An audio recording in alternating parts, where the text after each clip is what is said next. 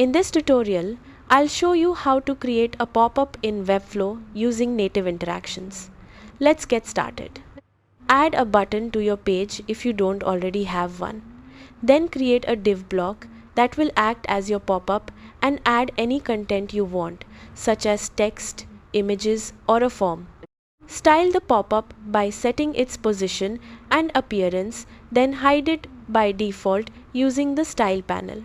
Select your button, open the Interactions panel, and add a mouse click tap interaction. Create a custom animation that changes the pop-up from hidden to visible and add a fade-in effect if you'd like. Add a second click action or a separate close button that hides the pop-up again, creating a simple open and close interaction.